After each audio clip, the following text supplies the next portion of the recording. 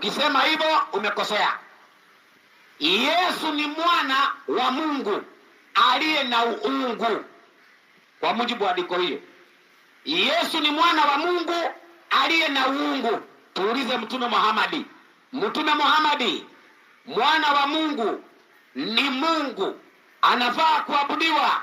43:81 Qur'ani. 43:81 kitabu ni cha Qur'ani. Na hii ndio shida. Hiyo Waislamu wakijua, hii misikiti yote wanaanza kumwabudu Yesu.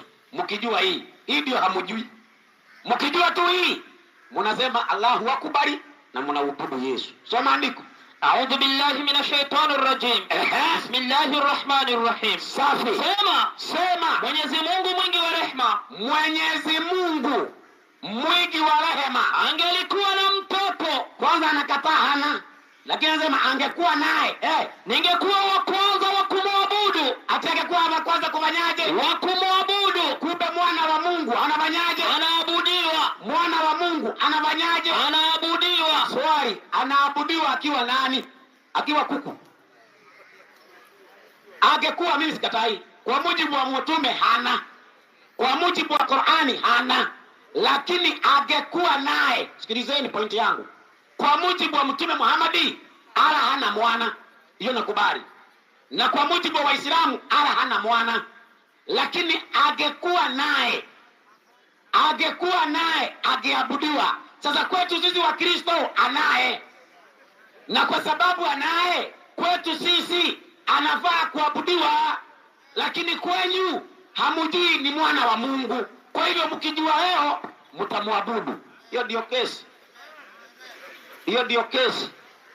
Sasa ninauliza sasa, wewe Mungu, wewe Baba wa mbinguni, Mungu wa kweli, unasemaje kuhusu habari za Yesu? Mwalimu wangu niko. Naomba unipe Waibrania 1:3 na 4. 1:3 na 4. Kitabu ni cha Waibrania. Safi. Inasemaje? Inasema hivi. Inasemaje?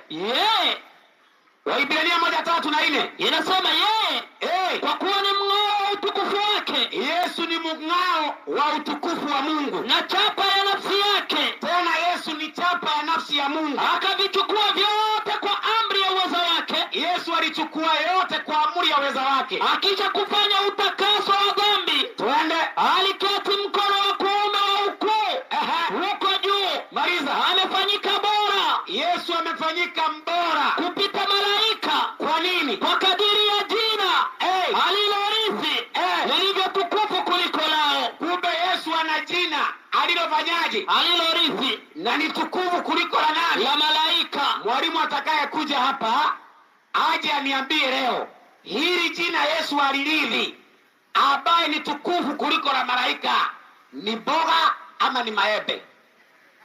Hilo jina mimi nalitoa. Hilo jina ambaye Yesu anatumia na amerithi ni jina gani? Waibrania 1:8. Wanasema kama hautakubali ni hilo, uje utoe jina lingine kama sio hilo. Soma hiyo. Lakini kwa habari za mwana asema, Mungu anasema habari za mwanawe Yesu. Kiti chako cha enzi Mungu. Kiti chako cha enzi nani? Mungu. Kumbe mwana wa Mungu anaitwaje? Mungu. Mwana wa Mungu ameitwaje? Mungu. Sasa kujeni mseme Yesu si Mungu wakati ameitwa jina Mungu na amerithi hilo jina ni la kwake. Tunauliza Yesu, wewe Yesu, hilo jina Mungu unaloitwa ni la nani? Naomba unisaidie Yohana 5:43.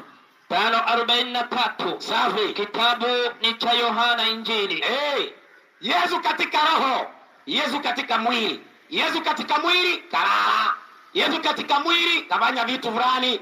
Hizo ndio nangoja sasa ni dili na hizo za kimwili, alafu nikabiliana za kiroho. Twende. Mimi nimekuja kwa jina la Baba yangu. Kumbe Yesu alikuja na jina la nani? La Baba yake. Kumbe jina Mungu ni jina la nani? La Baba yake. Na Yesu anatumia jina gani? La Baba yake. Ambao anaitwaje? Allah. Anaitwaje? Allah. Kumbe Yesu anaitwa Ibnullah. Anaitwa Allah na anatumia jina la nani? La Baba yake. Kama vile mimi naitwa Dasha, baba yangu anaitwa Gatiba na mimi nikiitwa katiba, enda unipeleke polisi tuone. Wewe dhubutu kutumia hilo jina. Tukufu